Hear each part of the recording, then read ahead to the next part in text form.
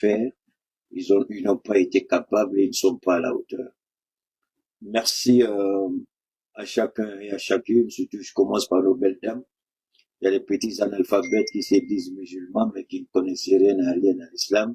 Ils se plaignent qu'on rende hommage aux femmes avant les hommes.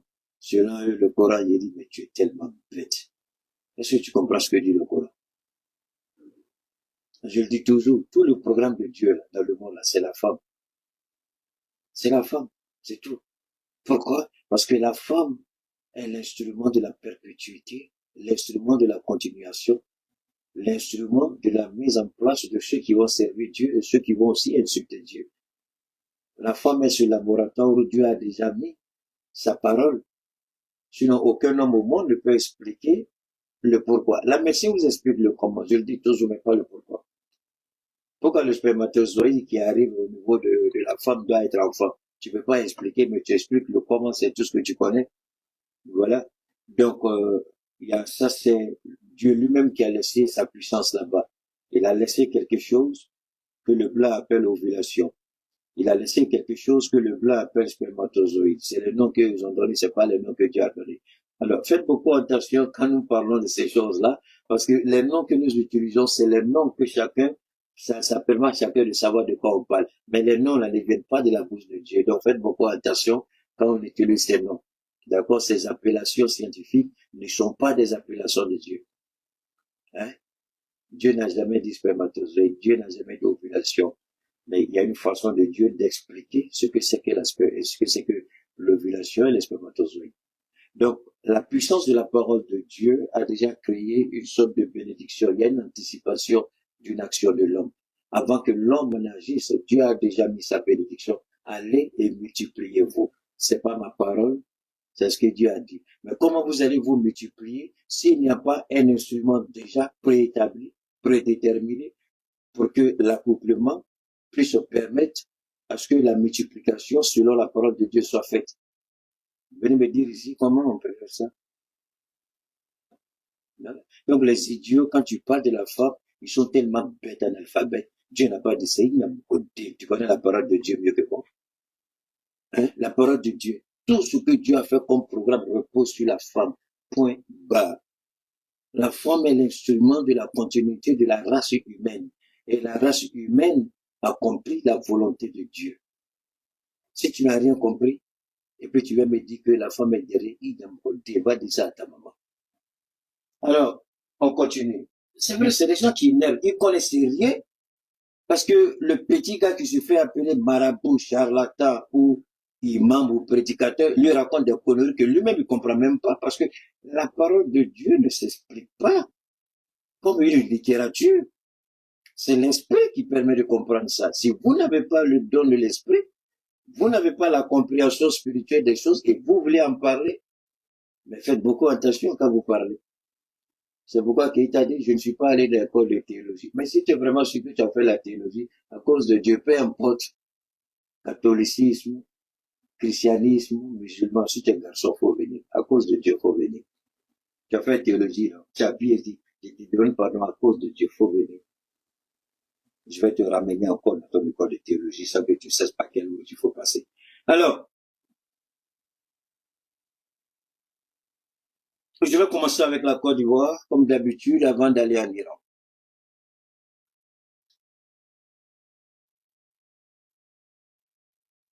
J'ai vu que, avant de commencer, j'ai vu des gens qui attaquaient Apoutou. On dit Apoutou veut jouer le rôle d'Emmanuel Keïta et de celle qui a fui pour aller à Dubaï, là. Comment elle s'appelle, là? Emma Loès. Quand Maître Marigot était vivant, qui est reposé en paix, c'était les gens qui l'utilisaient quand c'était chaud sur le gouvernement ivoirien.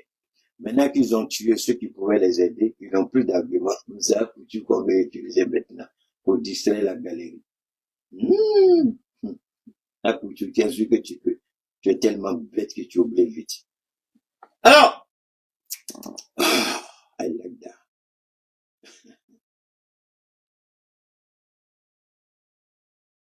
Je vais vous faire écouter ça d'abord. On va écouter ça ensemble, s'il vous plaît. Permettez-moi. On va écouter ça ensemble. Je voudrais vous faire écouter ceci. Donne-moi une seconde, hein. Je vais mettre, je pense que ce niveau est là. Ça, c'est bon. Voilà, c'est bon ici. Après, on va écouter. Je vais vous faire une révélation. Quand j'ai rencontré Côté Magouro, le lendemain, il y a une personnalité que je connais très bien qui m'a appelé pour me dire on va te faire payer cette rencontre. Oh! Oh oh! Oh oh! Oh oh! Pardon, mon frère. On va écouter encore, hein. Le gars, on va écouter. Je vais vous faire une révélation. Quand j'ai rencontré Côté Magouro, le lendemain, il y a une personnalité que je connais très bien qui m'a appelé pour me dire on va te faire payer cette rencontre. Oh! Voilà la politique en Côte d'Ivoire. C'est ça qu'on appelle la démocratie. Et c'est vous qui voulez nous dire que nous avons des militaires au pouvoir. C'est un Ivoirien, un ancien député dont on a volé la victoire. La Cour constitutionnelle s'est fait complice de ce vol. Alors, vous voulez vous comparer à nous? Lorsque le régime du président Boubacar Ibrahim, il y a eu les élections au Mali, on a dit que son pouvoir, son régime a gagné les élections face, tous les deux ne sont plus vivants. Smaila Cissé qui les repose en paix, Ibrahim Baka Keïta qui les repose en paix, tous les deux ne sont plus de ce monde. Tout en honorant leur mémoire, nous allons nous rappeler un peu de l'histoire.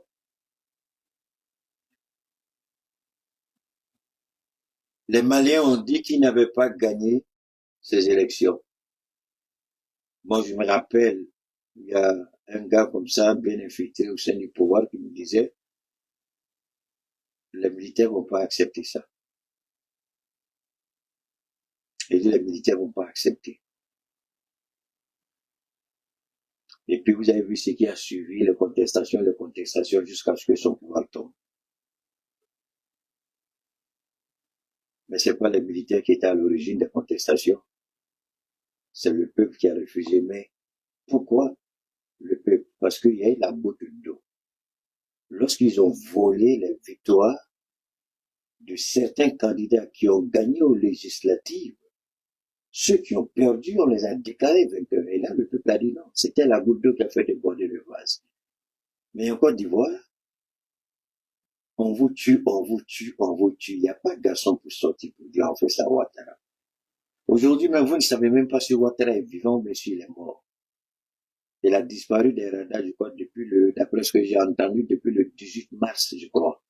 Il a disparu des radars, personne n'entend parler, il n'y a pas de conseil de ministre.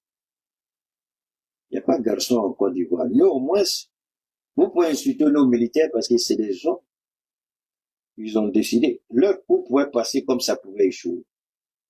Ils ont pris le courage, ils ont mis leur vie en jeu, dans la balance, ils sont allés, et Dieu les a soutenus, le peuple les a accompagnés, et la volonté du peuple est en train d'être accomplie à travers ces militaires. Au moins, on est fiers de reconnaître ça. Mais vous, en Côte d'Ivoire, qu'est-ce que vous pouvez dire?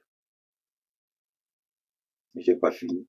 Voilà un journaliste qui était député et maire de sa commune Tiassali, Timoko Assalé, qui va rencontrer un ancien président de Côte d'Ivoire. Pas un président de l'AS, mais un ancien président qui a servi l'État de Côte d'Ivoire. Et on dit, il va payer ça. C'est ce que vous appelez la démocratie chez vous, là, en Côte d'Ivoire. Vous voulez vous comparer à nous? Est-ce que vous êtes certain qu'on peut parler le même langage? Je crois que vous êtes mal placés, chers Ivoiriens, pas vous tous. Mais les égarés, les pervers, je crois que vous êtes mal placés pour nous dire ce qui doit ou ce qui ne doit pas être. Ça, c'est un Ivoirien qui parle, c'est pas un Malien qui parle, c'est pas un Burkinabé qui parle, c'est pas un Nigérien qui parle. C'est un journaliste d'investigation, un ancien député et maire de sa commune.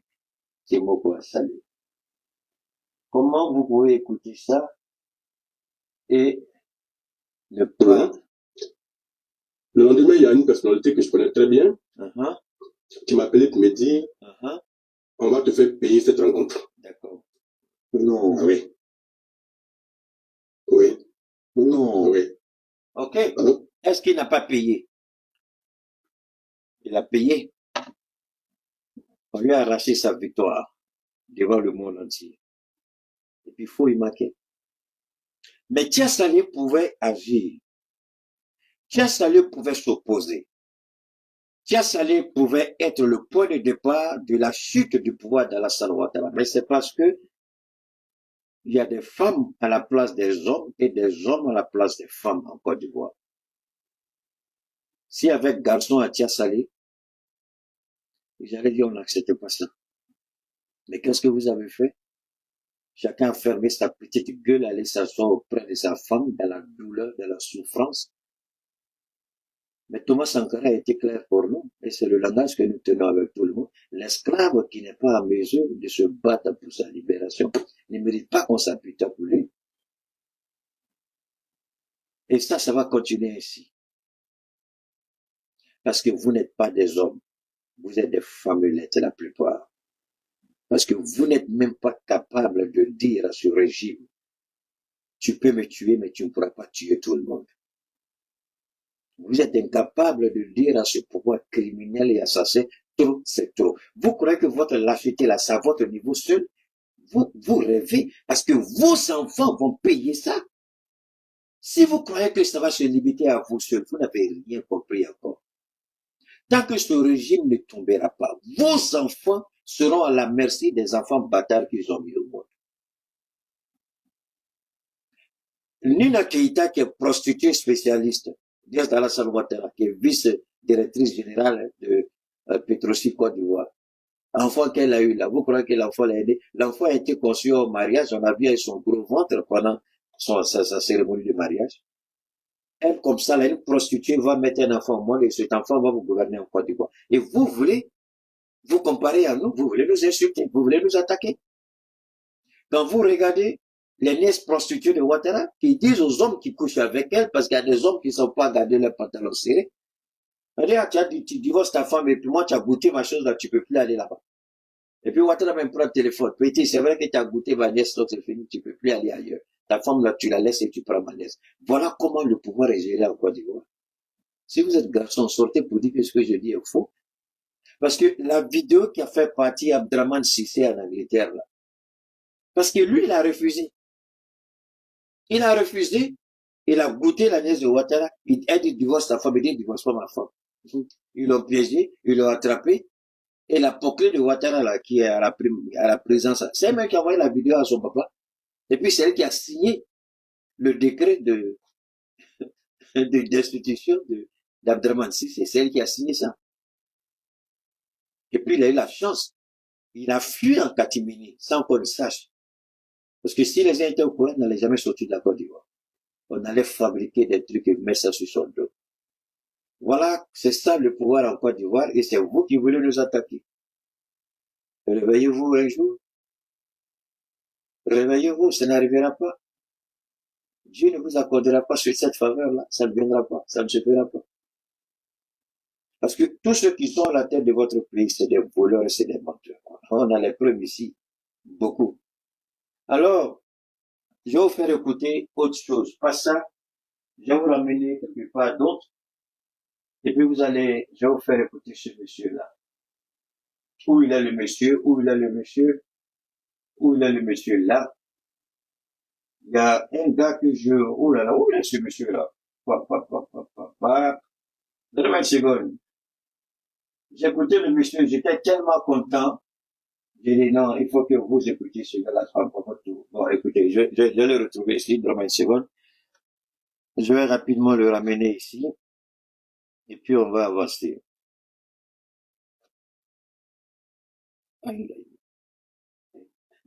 Ok. Donne-moi une seconde, hein. Je vais rapidement.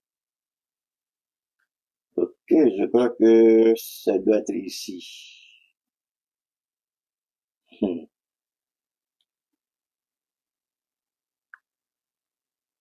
Ok, j'ai vu maintenant. Ok. Permettez-moi, on va remonter rapidement. Je vous fais écouter ça. Hein? Ok. Permettez-moi une seconde, hein. Ce sont des... Rapidement, je finis avec ça et puis on va attaquer notre sujet du jour. Ok. Voilà, ok. Non, non, non, c'est pas ça. Voilà, c'est ça. Simplement que l'État a communiqué. Oh là là, toi tu parles trop. Alors, ils nous ont attaqué, nous, au sein de l'AES, ils nous ont attaqué au sein de l'AES avec cette affaire d'électricité. Les Ivoiriens, on les a entendus, chacun a parlé, chacun a gueulé, chacun a piaillé. Dieu merci.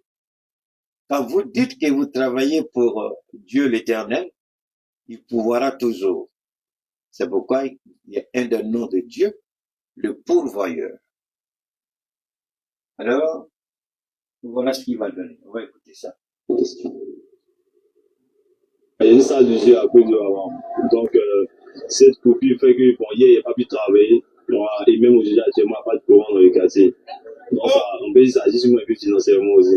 Donc, il y a coupure de courant qui peut faire des jours en Côte d'Ivoire. Et nous, c'est parce qu'on a attaqué nous, quoi, là. Au début, attends, c'est bon, je vais vous laisser écouter quand même. On va avancer, écoutons.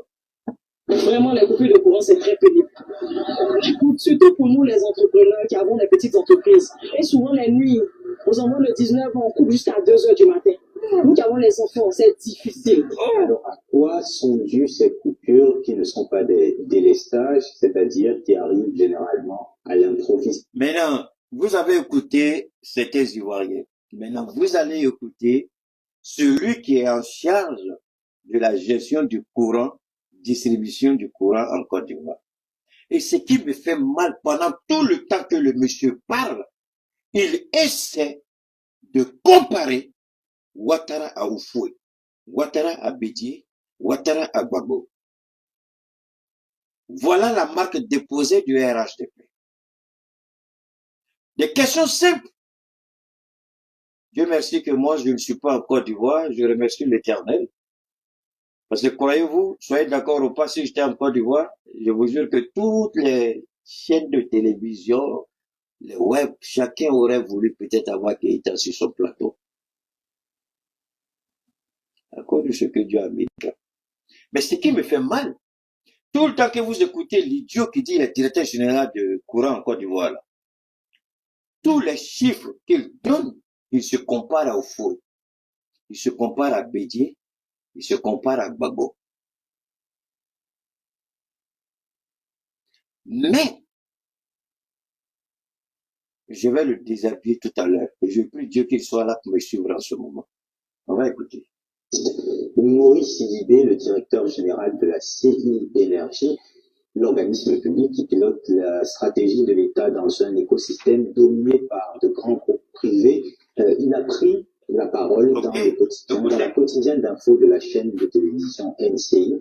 Pour lui, le problème n'est pas un problème, n'est pas la question du déficit de production d'électricité. On l'écoute. La capacité installée pour la production d'énergie était de 1391 MW. En 10 ans, en 15 ans, disons, on a installé 1881 MW additionnels. D'accord. Donc, 1391 MW installés en 50 ans et en 10 ans. Donc, en 50 ans, en 10 ans. Quand vous l'écoutez, c'est une comparaison.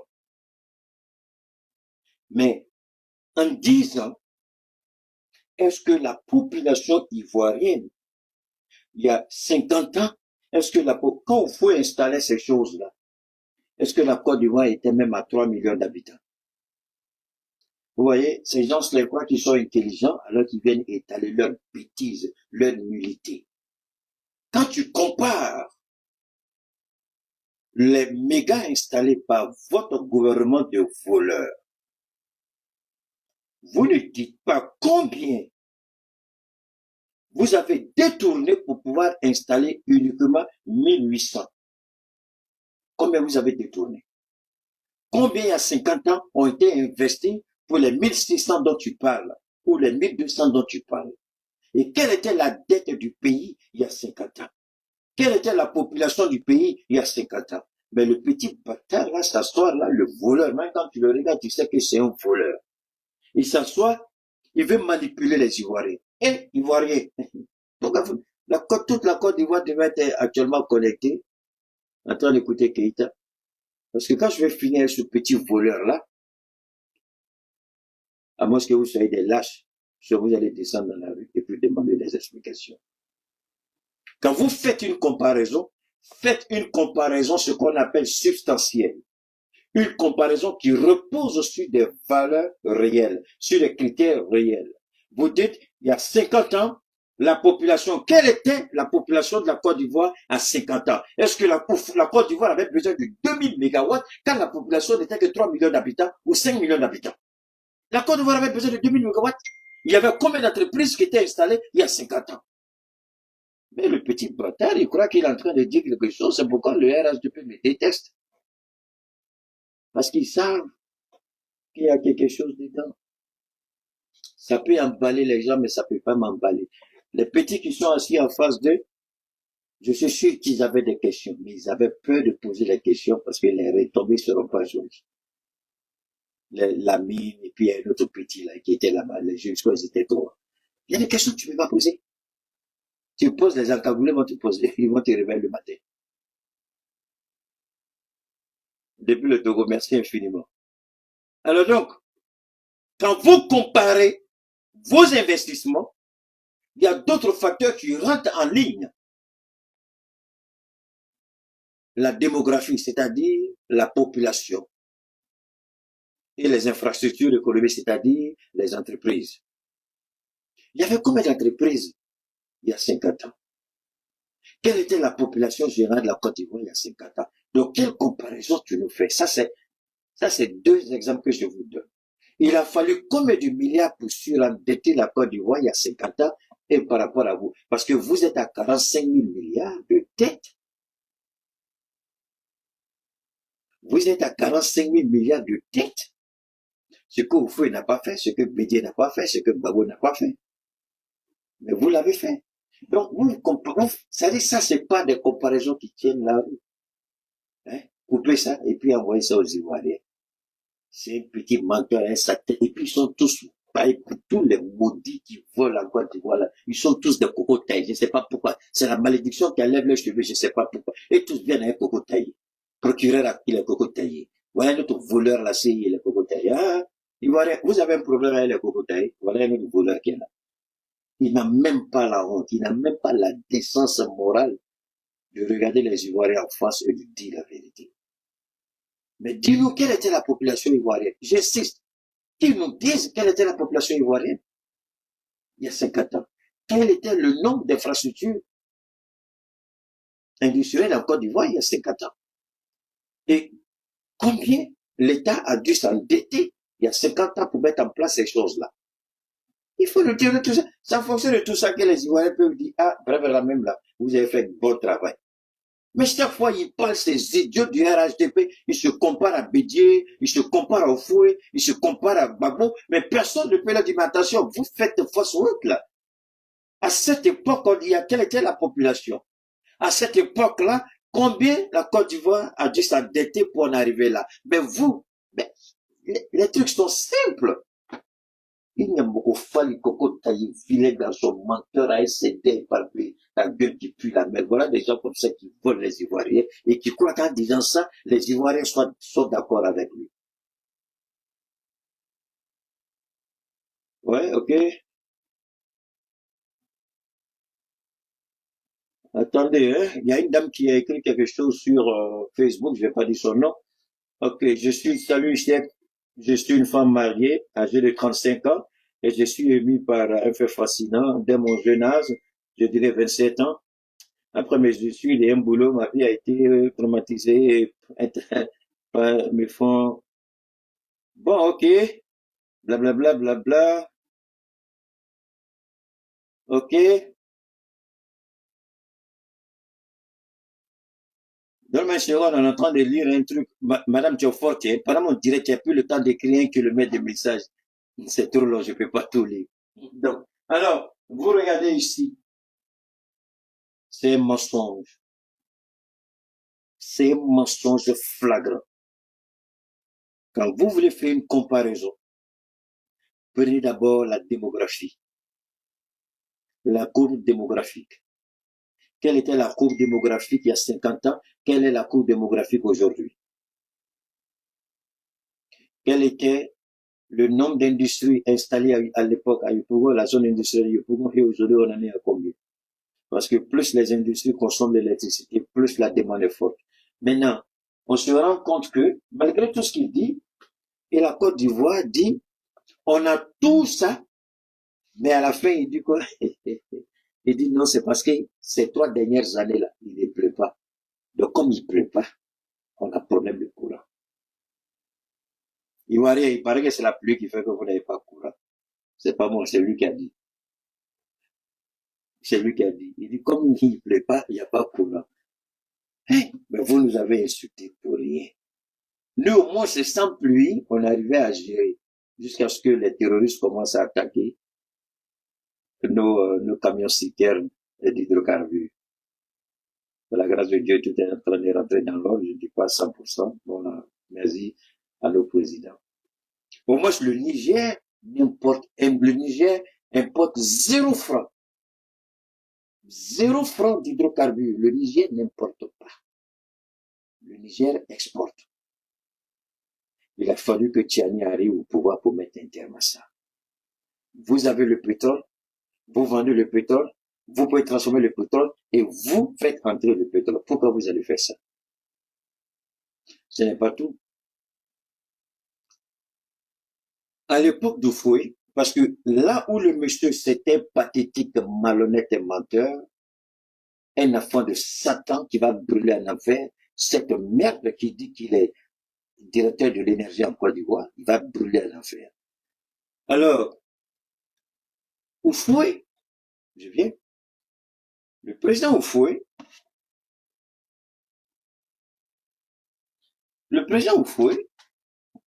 sachant bien que la Côte d'Ivoire disposait de réserves pétrolières, a fait tout pour ne pas toucher au pétrole, mais orienter la politique de développement vers l'agriculture.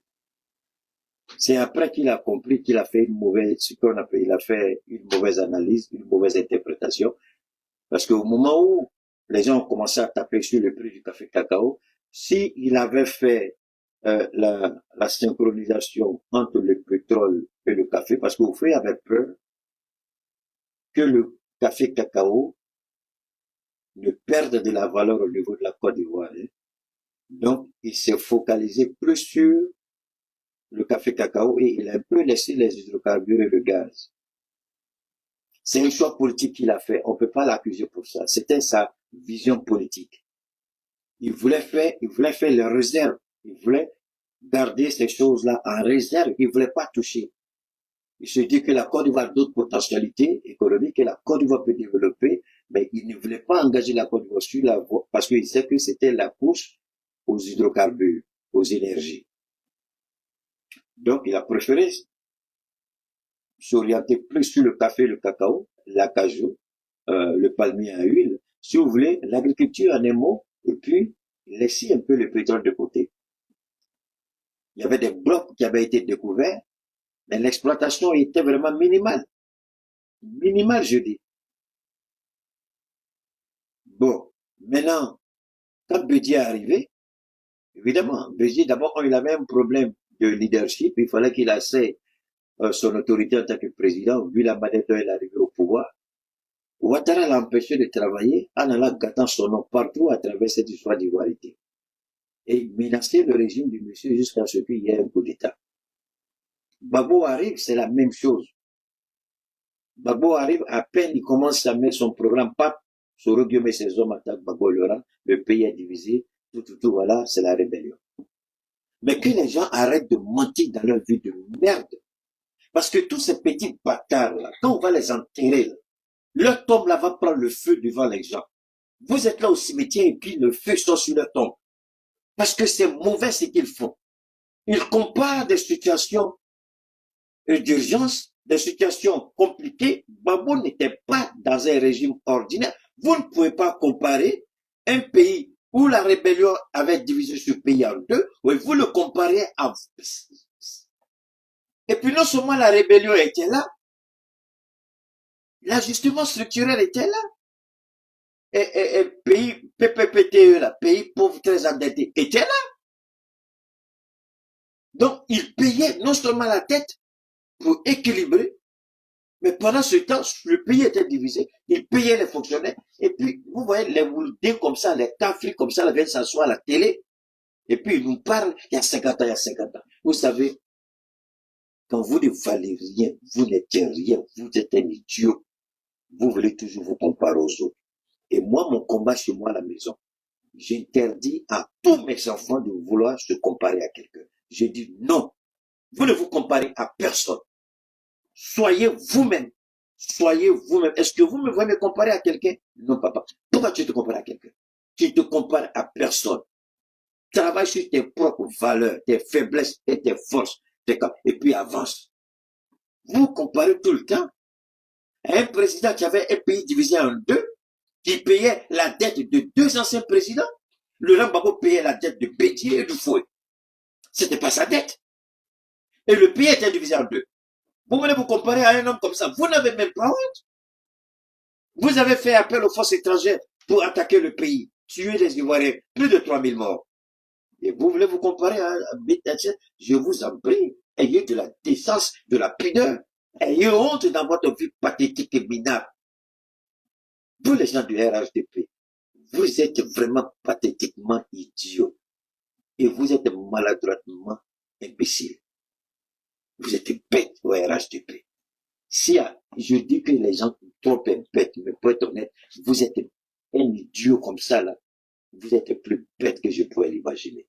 Vous comparez à un président qui payait la dette de deux anciens présidents qui avaient son pays divisé, qui avait la pression internationale, vous vous comparez à lui, alors que vous n'avez aucune pression internationale, votre pays n'est pas divisé en deux, vous avez les mains libres, vous avez endetté le pays, et puis vous êtes à chaque fois, vous voulez vous comparer à Bédié, à Oufoué, et puis à Babolora. Vous n'avez pas honte de vous comparer un jour?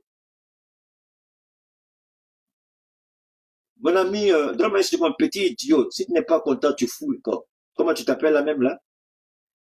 Quoi? Matabako. Fous-moi la merde là, idiot que tu es. C'est toi qui perds mes connexions ici. Imbécile, idiot que tu es, petit bâtard, j'ai dit 1000 fois. Si tu n'es pas content, je te prends par ton main, puis je te chute. Idiot que tu es. Mais ça, c'est quoi ça? Ça fait honte. Les Ivoiriens devraient avoir honte même de regarder cette chaîne de télévision qui fait passer ces merdes comme ça. Ça n'en vaut pas la peine. Alors, Alassane Ouattara, si je m'en tiens, attendez, Denugo 25, imbécile bâtard, je t'ai insulté. Voilà. Bâtard 1000 fois. Tu n'es pas content, tu vas au diable. Imbécile. Puis je te sors de mon direct. Donne-moi une seconde. Il y a des gens que je vais sortir de mon direct là. Ok. Donne-moi une seconde. Il y a lui là aussi que je vais... Donne-moi une seconde, j'ai pas le temps pour vous. Voilà, vous sortez de mon direct. Alors, on continue.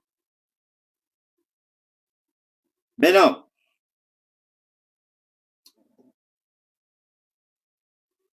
Timoko installé a payé le prix. Timoko installé, après avoir gagné, où les maires étaient installés, le RHDP lui a dit, tu as oublié que nous t'avions averti. On va te détruire ta victoire, tu n'as pas gagné. Et puis ils ont pris la victoire de Timoko, ils ont donné à quelqu'un d'autre. On dit Timoko, tu n'as pas gagné. Et puis ce n'est pas parti quelque part. Mabana, ça s'est arrêté là. Ce n'est pas tout. Mais bien avant ça, il allait au présidentiel sans raison valable, sans motif valable, sa candidature a été rejetée. C'est ceux-là qui disent qu'ils sont démocrates. Ivoiriens, vous savez, j'ai fait une petite prédiction aujourd'hui. J'ai fait une petite prédiction Si vous ne vous levez pas pour vous battre, pour chasser ce pouvoir-là, ce pouvoir criminel et assassin, si vous ne vous levez pas pour revendiquer votre pays entre les mains de ces imposteurs, est-ce que vous comprenez? Mon ami, je vais vous dire une chose. Personne au monde ne vient dans mon... C'est qui ça? Doyon. Si tu n'arrêtes pas, si tu es garçon, il faut écrire encore ce que tu entends écrire. La valeur que j'ai là, c'est pas toi qui m'as donné ça. Vous êtes bête ou bien quoi? C'est toi qui m'as donné cette valeur-là? C'est toi qui m'as donné cette valeur? Regardez-moi ces idiots-là, ne fais pas ceci, ne fais pas cela. C'est toi qui m'as donné la valeur. Tu sais comment j'ai eu la valeur? Regardez-moi ça. Tu sais comment on arrive à obtenir la valeur? Tu crois que tu vas te présenter devant les gens et puis tu as une valeur. Tu crois que c'est comme ça la valeur arrive? Tu te présentes devant les gens et puis paf, il y a une valeur sur toi. Tu crois que c'est comme ça que la valeur arrive? Tu crois que c'est à ton sommet tu as la valeur? Tu ne sais même pas comment obtenir une valeur, c'est toi qui me parler de la valeur. Dis-moi comment on obtient une valeur. Il faut me dire. Il faut me dire comment on obtient une valeur sur les réseaux. Si tu as eu l'idée comment ça marche. Vous n'avez aucune idée de ce que l'homme a fait pour arriver là où il est. C'est vous qui venez avec vos bugs là pour me dire ce que je dois ou je ne dois pas faire. Tu me parles encore, je te bannis de ma page. Alors donc, Timoko, il pose sa candidature pour être président. Sa candidature est annulée, rejetée, sans aucune raison valable. Et c'est ce qu'ils appellent démocratie en Côte d'Ivoire. C'est ce qu'ils appellent état de droit en Côte d'Ivoire. C'est ce qu'ils appellent le respect des institutions. Mais les mêmes institutions, il y a 15 ans, avaient déclaré Laurent Gbagbo vainqueur des élections. Les mêmes institutions ont été bombardées par l'OTAN. Les mêmes institutions ont été bombardées par la France. Les mêmes institutions ont été attaquées par les hommes de Sorodio. Après le 19 septembre 2002, ils ont attaqué encore en 2011, avec le soutien de la communauté internationale, avec la CEDEAO qui a donné mandat au Conseil de sécurité, qui à son tour a demandé à l'OTAN d'intervenir en Côte d'Ivoire. C'est des choses, quand les gens vous parlent d'institutions aujourd'hui, ils oublient que hier, ils ont pris les armes contre ces institutions. Hier, ils ont pris les armes contre ces institutions. Mais aujourd'hui, parce que c'est eux qui sont au pouvoir, ils parlent de respect d'institutions. Les mêmes institutions qu'ils ont bradées il y a quelques années. Les mêmes institutions contre lesquelles ils ont fomenté une rébellion. Ils ont bombardé la résidence présidentielle, ils ont fait arrêter le président en fonction. Ils l'ont humilié avec son épouse, extradé à l'extérieur de son pays pour être jugé. Il y rentre blanchi de toute accusation. Et lui, Timoko, parce qu'il allait voir le président Laurent Gbagbo, on va le faire payer. Mais il y a quelque chose que je voudrais partager rapidement avec vous avant d'attaquer l'Iran. Est-ce que le président Laurent Gbagbo continue de recevoir, je ne sais pas comment vous appelez ça, il y a un nom bizarre là, je n'ai jamais su prononcer le nom. Il reçoit l'argent, enfin quand tu n'es plus président, c'est pas retraite, mais on met à ta disposition une certaine somme d'argent, il y a un chauffeur à ta disposition, il y a, comment on appelle ça, il y a un garde qui est à ta disposition, je crois il y a un secrétaire qui est à ta disposition, je crois il y a un chargé de mission, ça c'est déterminé par la Constitution. Maintenant, la question que moi je pose à ceux qui menacent, ceux qui s'allient à Gbagbo, est-ce que l'État de Côte d'Ivoire ne reconnaît pas ses droits à Laurent Gbagbo? Si, puisque quand il est venu de la CPI, ils ont fait le calcul de tout ce qu'il devait à Laurent Gbagbo pendant son absence, et puis je crois bien qu'on lui a donné ça. Il avait droit à un véhicule, l'État de Côte d'Ivoire lui a donné le véhicule. Donc, il est traité comme un ancien chef d'État. S'il est traité comme un ancien chef d'État, pourquoi aller le voir serait un crime aux yeux du pouvoir en place? Parce que vous reconnaissez qu'il a droit à toutes ces choses-là et c'est payé par l'État de Côte d'Ivoire. Donc si, merci, David, pardon, le nom est trop compliqué pour moi. Rente quoi? Rente viagère. Pardon, c'est trop compliqué. Il faut laisser les rente viagère. Il faut laisser ça. Pour viagère. Rente Viagra. Viagra, c'est bon, non? On a qu'à appeler rente Viagra. Bon. Et rente Viagra, rente viagère, je sais même pas. Donc, alors, on dit à Babou, rente viagère. Tu faut laisser ça. Rente viagère. C'est ça? Viagère. Insultez-moi, je m'en fous. Non, comme ça, je n'ai même pas prononcé. Alors, le président Babou, on lui donne ça. Simone Babou, même aussi, en tant que première dame, elle a ça. Mais vous dites aux gens, alors, s'il a ça, vous le condamnez en son absence, non pas en sa qualité d'ancien chef d'État, mais en sa qualité de personne vulgaire. Mais pourtant, vous lui donnez ce que la Constitution reconnaît en lui comme ancien chef d'État. Est-ce que le fait même de payer l'argent de Babou Laurent ne remet pas en cause le jugement de la condamnation de 20 ans? Quel juge honnête et sincère qui voit que Babou est en train de recevoir tout ce que la Constitution a prévu en tant qu'ancien chef d'État? Et puis, on voit que quelque part, on dit qu'il est condamné. Est-ce que le juge même qui a rendu ce jugement-là, est-ce que moralement il est intégré? Qu'est-ce que ça va dans sa tête? Est-ce qu'il n'est pas gêné? Ce sont des questions que tout le monde peut se poser librement en Côte d'Ivoire. Tu vas pas aller en prison parce que tu as réfléchi. Mais c'est quand tu lèves la voix que tu vas en prison. Mais tu peux réfléchir au-dedans de toi, tu n'iras pas en prison comme ça. Voilà Babou Laurent, qui reçoit tout ce que la Constitution a prévu en sa qualité d'ancien chef d'État. Mais quand tu vas le voir, c'est un crime que tu as commis. Tu parles avec lui, c'est un crime que tu as commis. Il est condamné, mais pourtant il est traité comme un ancien chef d'État. Il a été jugé pas comme un ancien chef d'État. Mais ça devrait poser un sérieux problème de moralité et de probité. Il y a des petits blacros qui se sont fâchés parce que j'ai dit qu'il n'y a pas de garçon en Côte d'Ivoire. S'il y a garçon en Côte d'Ivoire, pourquoi Tchad Salé, vous ne vous êtes pas levé pour revendiquer la victoire d'Assalé, alors que vous savez qu'Assalé a gagné à Tchad Salé? Pourquoi vous ne l'avez pas fait? Pourquoi Ouattara vient et vous savez très bien que la Constitution ne permet pas plus de 2 mandats. Il a fait un 3e mandat, des gens ont été décapités. 4e mandat, il vous a traité de chien. Moi, je ne vous ai pas traité de chien. Et que vous venez me dire, imbécile, que moi je parle mal. Ouattara vous a pas appelé des chiens devant tout le monde. Vous êtes d'accord que lui vous appelle chien, c'est pas ça? Et vous n'êtes pas d'accord quand moi je dis que vous êtes des chiens, alors que Ouattara dit que vous êtes des chiens. Ah, venez me dire. Les longs messages, je ne lis pas pendant mes directs. I'm sure I don't read this. Okay? I don't do that. Voilà. If you want to say something, go back later on. Okay? Pas mon direct, je ne fais pas ça.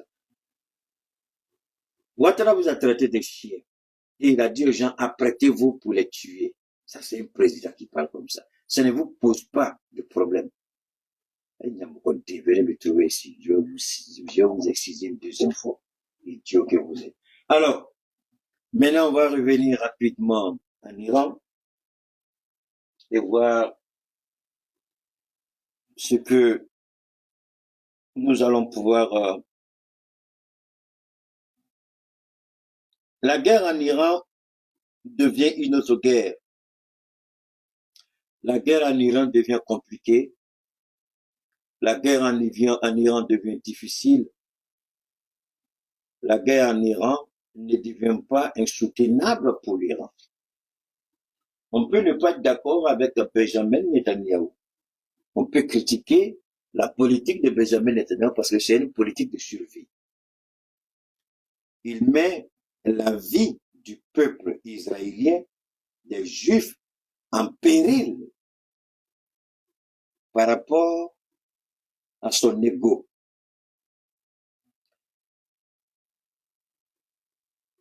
On va entrer dans une phase importante de notre intervention du jour. Parce qu'il y a des choses que j'ai eu à dire il y a longtemps. Dieu merci, la plupart de tous les analystes politiques aux États-Unis aujourd'hui, qui ne me connaissent même pas, qui n'ont jamais entendu parler de moi, qui n'ont jamais même écouté une de mes prestations, mais qui aujourd'hui répètent tous ce que j'avais prédit sur Donald Trump. Tous. Pourtant, je l'avais anticipé, avant même la guerre d'Iran. Mais ce qu'il faut retenir aussi, j'ai pas fini, la guerre en Iran, et je suis heureux pour le Niger. Je le dis, en toute honnêteté, je suis heureux pour le Niger. Parce que le Niger est en train de faire quelque chose d'extraordinaire. Pas seulement le Niger, je vais prendre seulement deux pays. Niger, et puis pas deux pays, le Niger et puis Aliko d'un côté, dont j'ai parlé la dernière fois dans mon intervention. Aliko d'un côté, c'est un homme qu'il faut respecter, c'est un homme de vision, et c'est un véritable panafricain. Il a dit une fois, j'ai écouté une de ses interventions, il parle en anglais, évidemment, c'est un Nigérien. Et Dieu lui a dit, mais pourquoi tu veux investir tous ces milliards de dollars en Afrique? Est-ce que l'Afrique en vaut la peine? Il dit, il a regardé les gens qui disaient ça, il était dépassé. Alors, il va dire, sans me vanter, Alassane Ouattara souffre. Il est sérieusement malade. Et Dieu sait si oui ou non les produits que je vends. Dieu sait si oui ou non je peux soigner Ouattara. Mais j'ai dit, je demande à Dieu, toutes les personnes qui vont entendre ça, même si ce sont des parents de Ouattara, je prie Dieu qu'il ne m'appelle jamais.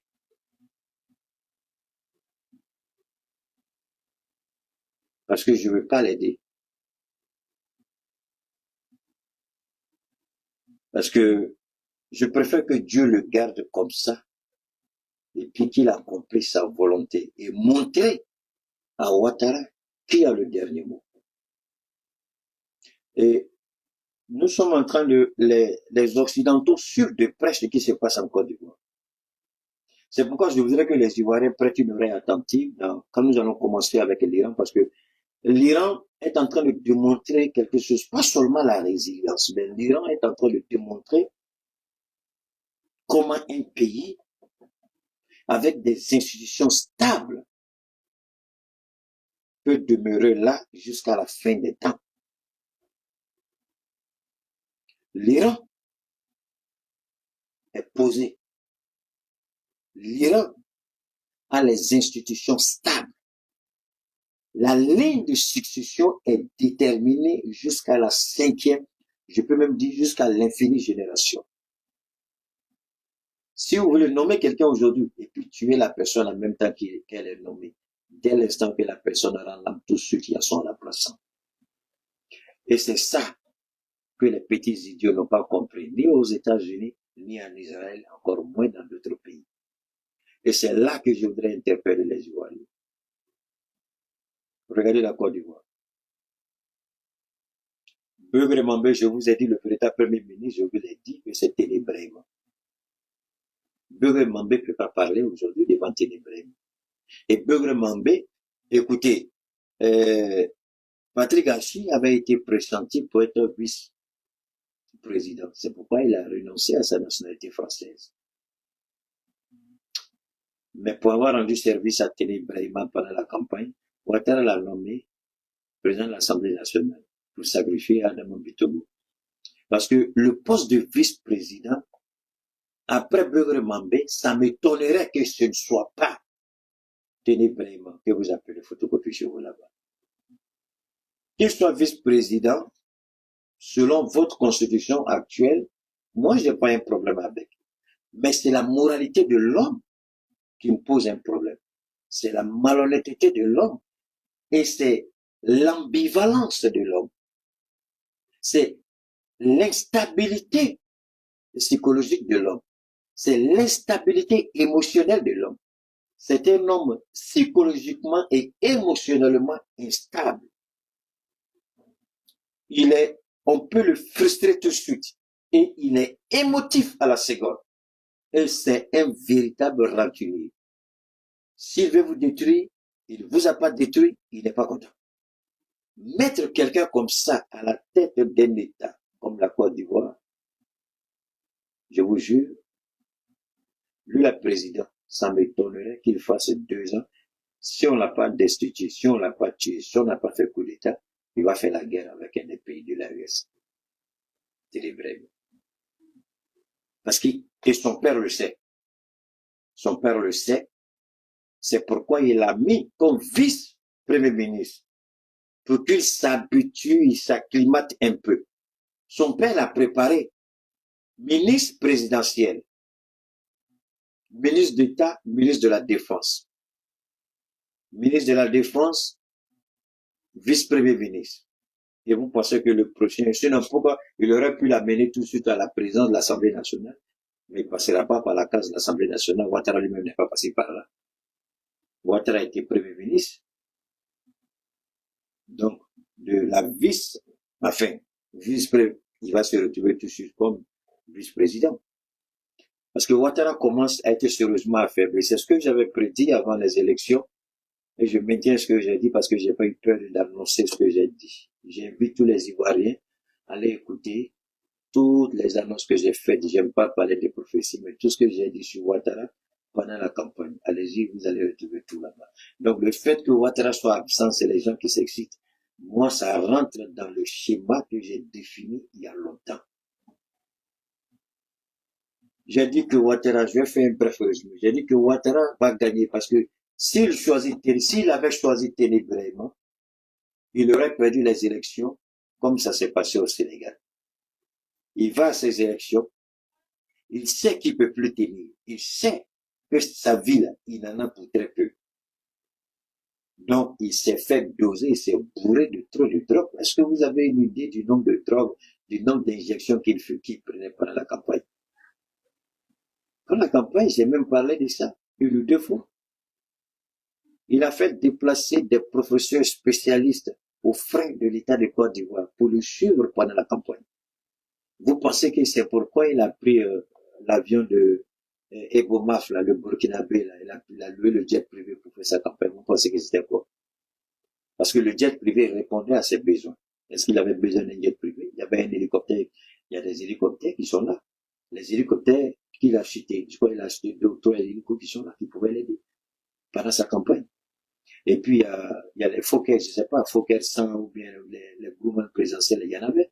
Pourquoi il a laissé tout ça? Parce qu'il ne faisait pas confiance à tout seul. C'est pourquoi il a pris le jet du Burkinabé qui est venu. Et le jet était le plus cher. Il y avait d'autres qui avaient fait des propositions. On a parlé de ça aussi. Ils ont rejeté tout ça et puis ils ont pris le jet du Burkinabé. Pour les raisons que le seul connaît. Ces médecins le suivaient à chaque seconde de la campagne. Et même, à regarder Ouattara après la campagne, tout le monde savait que c'était pas lui. On l'a dit, mais on nous a insultés.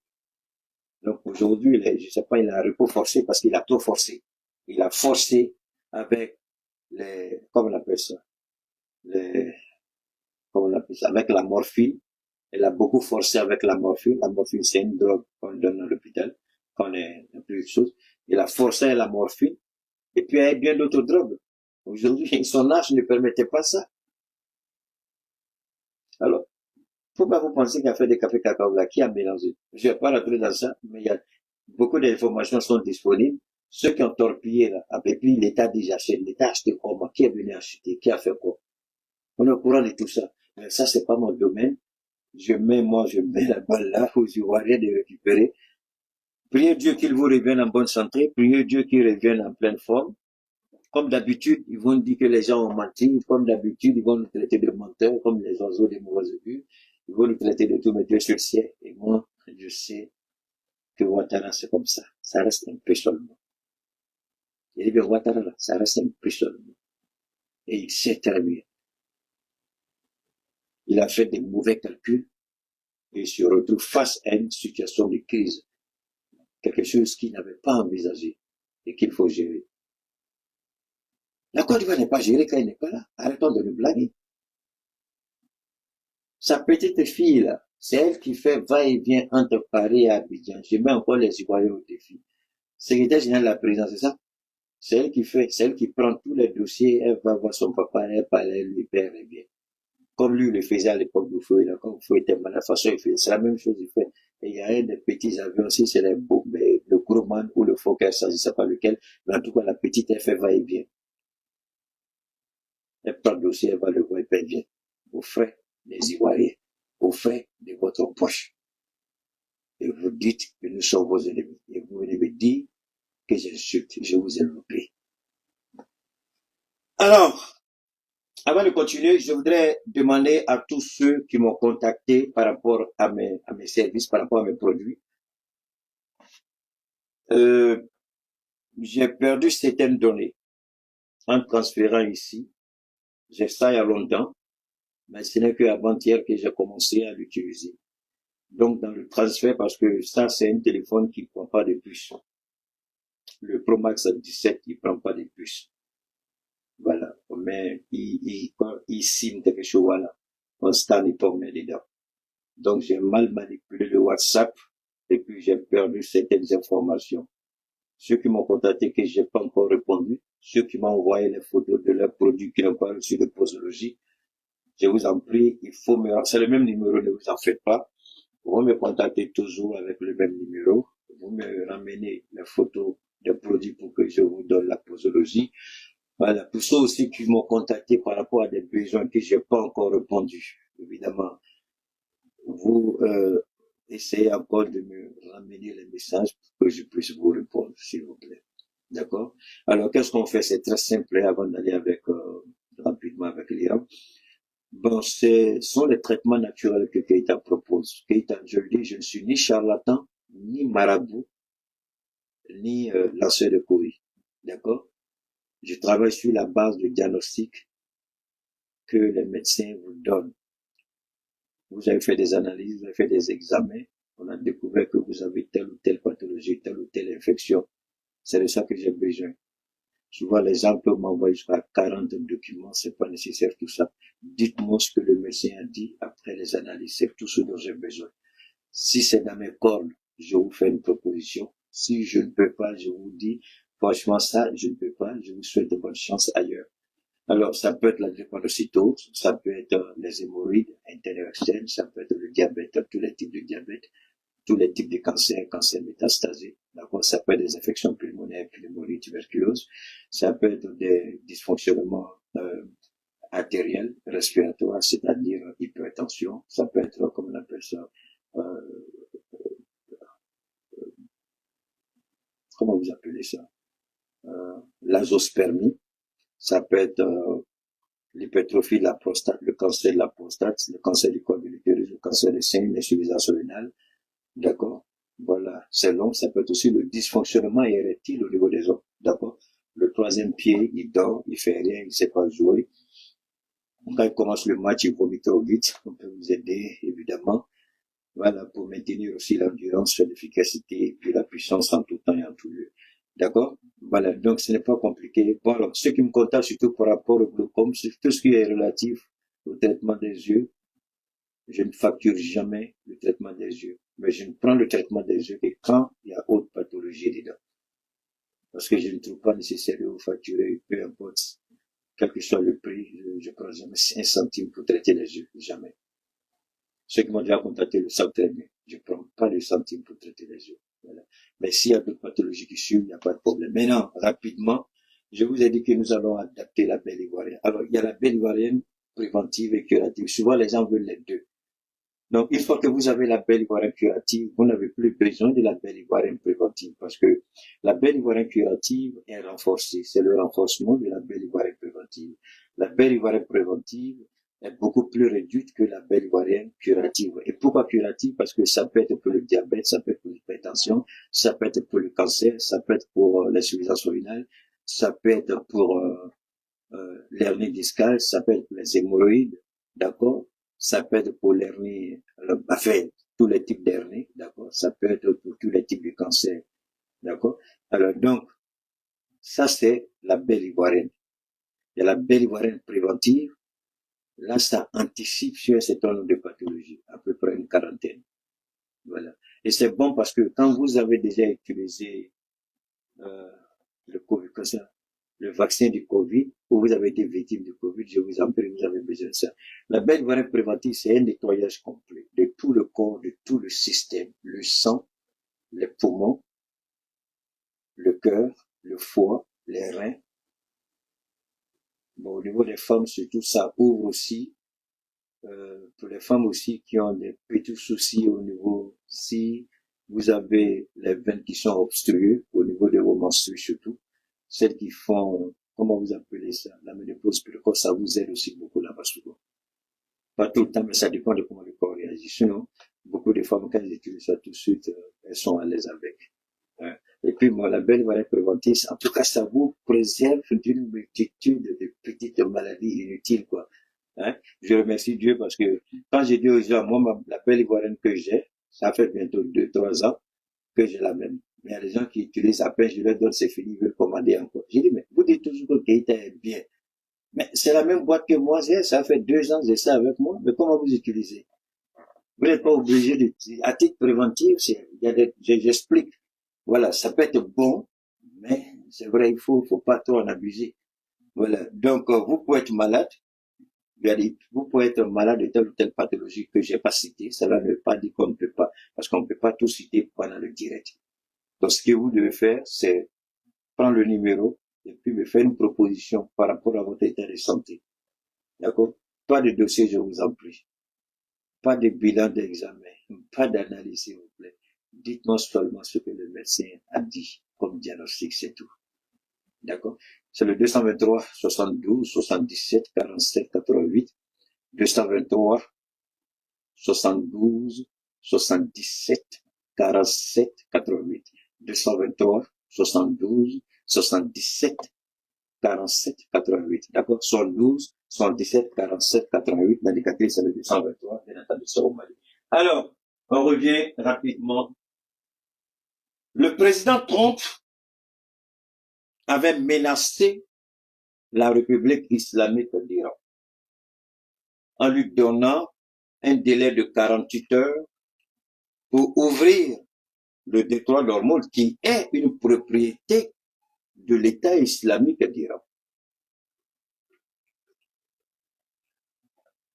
Mais, avant de parler de l'ouverture du détroit, chacun devrait légitimement se poser une question fondamentale. Pourquoi l'Iran fermerait le détroit d'Ormuz? Pourquoi? Sachant bien que 20% de la consommation en hydrocarbures passe par là. Ce n'est pas tout. Et pour ceux qui connaissent bien Dubaï, savent très bien que le port de Dubaï est l'un des premiers ports au monde en termes de conteneurs, de tout. Alors que pour aller à Dubaï, là, ça passe devant l'Iran. Quand c'est chargé, là, pour venir en Afrique, dans le reste du monde, là, ça passe encore devant l'Iran. Donc, l'Iran vous dit, si vous m'attaquez, je vais attaquer toutes vos installations militaires, énergétiques, économiques dans le Golfe. Et je vais fermer le détroit qui est ma propriété. Normalement, moi, je suis étonné. Sinon, quand vous prenez l'Ukraine, d'accord? L'Ukraine, les gazoducs et les oléoducs qui quittent la Russie pour venir en Europe en passant par l'Ukraine, l'Ukraine perçoit des taxes sur chaque mètre cube ou chaque centimètre cube de gaz ou de pétrole russe. Mais ce n'est pas la Russie qui paye, c'est ceux qui payent ça avec l'Ukraine. Mais curieusement, tout le monde passe devant l'Iran et l'Iran ne perçoit rien, alors que cette eau-là appartient à l'Iran. Personne ne paye. C'était gratuit. Un conseil de vie, ce que l'Iran, cette guerre d'Iran, chaque jour, si vous faites beaucoup attention, chaque fois qu'on parle de l'Iran, vous voyez que j'ai toujours une leçon de vie qui sort dedans. Quelqu'un qui vous donne tout, que ce soit votre femme, votre mari, votre fiancé, ne pensez pas que la personne est bête parce qu'elle vous donne tout. C'est par amour qu'elle vous donne tout. Donc ne jugez pas de sa bonté comme une faiblesse de sa part. L'Iran qui laissait passer, on a cru que la bonté de l'Iran était une faiblesse. L'Iran qui subissait, on a cru que le fait que l'Iran subisse telle ou telle chose, que l'Iran était faible. On a mal jugé l'Iran. On a mal interprété l'Iran. Parce que l'Iran est un État islamique. Et le guide a dit tout ce que nous faisons en Iran, nous devons le faire en conformité avec la charia, c'est-à-dire la volonté de Dieu. Préserver de l'argent sur les passages maritimes, est-ce que c'est acceptable par l'islam? Il dit non, nous n'allons pas prendre l'argent. Chacun va passer librement. Avoir l'arme nucléaire, Dieu interdit ça, nous ne ferons pas. Et ils n'ont pas cru. Alors, deuxième leçon de vie. Vous pouvez ouvrir votre ventre, votre poitrine, votre cœur, et puis montrer à celle ou celui qui vous aime, voilà, est-ce qu'il y a trace de doute que je ne t'aime pas? Il va dire, il y a trace, ton cœur, le faut enlever pour déposer, puis j'ai bien regardé. Tu ouvres ton ventre, non? Il va dire, faut enlever ton cœur, puis il va regarder. Chez nous, on dit, quand tu coupes ton petit doigt et puis tu donnes à ta femme, excusez-moi les femmes, je ne vais pas vous manquer, mais c'est un dicton du là. Quand tu coupes ton petit doigt pour donner à ta femme, elle va dire c'est petit, il faut couper ta tête pour lui donner. Pour montrer à quel point la femme elle est gourmande. Alors, l'Iran a tout supporté, l'Iran a tout accepté, pression tout autour. On pensait que l'Iran était faible, on pensait que l'Iran était à leur merci. Ce qui n'était pas vrai. Ce qui était faux, parce que le vieux qui était là, le guide, Ali Khamenei, 86 ans, il connaissait le Coran dans sa profondeur. Il connaissait la Bible de A à Z. Il connaissait la Torah. Parce que pour être un bon prédicateur, pour parler véritablement de Dieu, si vous ne connaissez pas les 3 livres et vous prétendez parler de Dieu, faites beaucoup attention. Parce que vous risquez de parler et d'offenser Dieu. C'est pourquoi souvent je dis à ce petit Gédéon en Côte d'Ivoire, c'est vrai que je l'apprécie, souvent il parle trop, il n'a pas fait beaucoup attention. Parce qu'il ne s'est pas assis avec Dieu pour parler.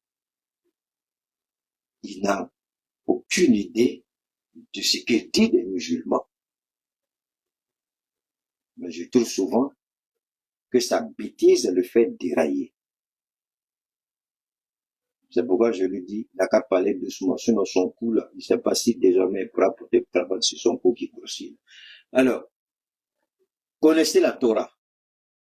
Ça vous permettra de comprendre le point de départ avec Dieu. Connaissez la Bible. Ça vous permettra de mieux comprendre ce que le Christ est venu pour faire. Et comprenez le Coran.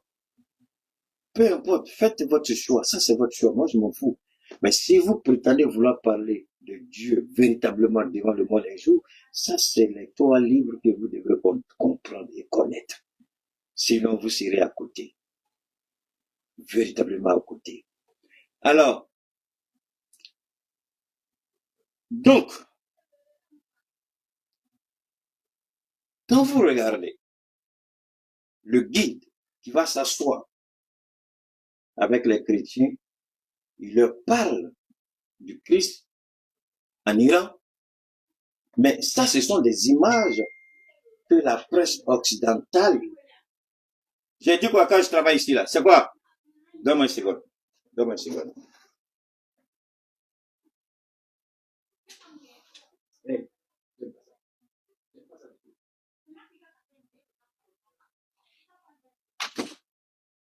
Alors, donne-moi une seconde. Alors, quand le guide va s'asseoir avec des chrétiens en Iran, et puis leur parle de la Bible, est-ce que les chrétiens iraniens vont dire, ce monsieur-là, il est pour nous, ou ce monsieur-là, il est contre les chrétiens? Au contraire, les chrétiens se disent, mais attention, ce qu'on attend dehors, est-ce que c'est vrai? Donc, vous voyez que les chrétiens de l'Iran ont une meilleure perception de l'islam à cause de l'image que le guide a fait passer dans les familles chrétiennes. Et la coexistence était, si vous voulez, dans le monde, je peux dire, l'une des meilleures coexistences entre les deux religions, c'est en Iran. En Iran, moi, je n'avais jamais imaginé qu'il y avait des chrétiens en Iran. Jamais, je n'avais imaginé. C'est le jour où j'ai vu le guide dans des familles chrétiennes, je dis, attendez, ça c'est des images qu'on n'a jamais vues. Et je me suis rendu compte que c'est quelque chose qu'il a toujours fait depuis qu'il a été porté comme guide. Il a travaillé à unifier le peuple iranien autour d'un véritable idéal qui est la République.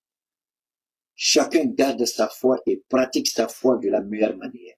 Mais il y a un seul pays, c'est l'Iran. Mais malgré tout, on dit la République islamique de l'Iran, où la charia est appliquée. Mais pourtant, les chrétiens en Iran ne sont pas inquiétés. Posez-vous la question, comment? Si la charia était applicable, comme on voit les idiots qui se disent terroristes, charia, là.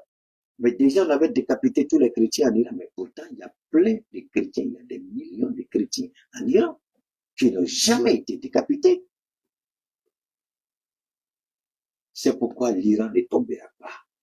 Parce que l'Iran est le symbole de la coexistence pacifique entre confessions religieuses. Parce que les responsables iraniens n'ont jamais privilégié un musulman par rapport à un chrétien. Ils sont tous traités sur le même pied d'égalité. La charia ne s'applique qu'aux musulmans. La charia ne s'applique pas aux chrétiens. Mais vous devez être un bon guide pour amener les autres à comprendre que ceux-là, c'est pas parce que c'est des chrétiens qui sont vos ennemis. Mais le guide a réussi ça. Et moi, je pense que c'est parce qu'il a réussi ce travail extraordinaire que l'Iran tient aujourd'hui. Et les gens du dehors ont voulu spéculer sur la divergence, comme ils sont tellement forts dedans. Mais c'est ce qu'ils ont essayé de faire ici au Mali. En tuant des Peuls et dire que c'est l'armée malienne qui a tué des Peuls. Moi, j'ai mené ce combat. Ma mère est Peul. Quand vous me regardez là, c'est le sang Peul qui est là. Ma mère est Peul. Ma mère, elle est Peul. Mais les Peuls se sont laissés manipuler un moment. Mais après, il y en a qui ont compris. Pour ne pas dire tous ont compris.